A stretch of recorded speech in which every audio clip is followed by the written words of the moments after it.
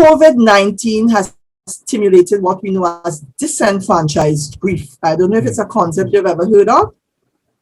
No, outside of your website, no. I saw it briefly mentioned somewhere. I have it written down here to ask you, so you're good.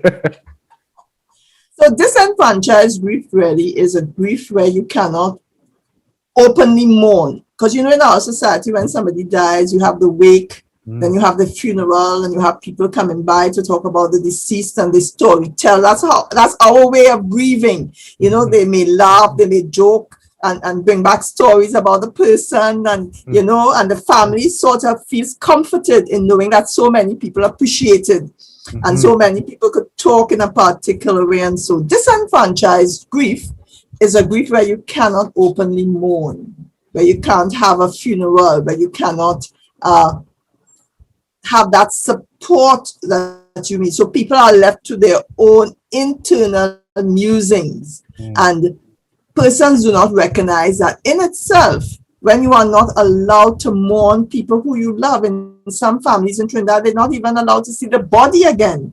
They're not even allowed because that body has COVID, so they think it has to be just, you can't come in contact. Like the mother last week, I think, who lost her husband and so on, she couldn't go to the funeral. That man you lived with for 30, 40 years.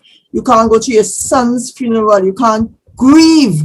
Could you imagine that you cannot grieve? You cannot openly grieve. You can't see the face. So in addition to the mental health issues, David, we have a society, I think, that is set up to be very angry, to be very disillusioned, to really, I always say, like it's a volcano waiting to explode, It's very disconcerting.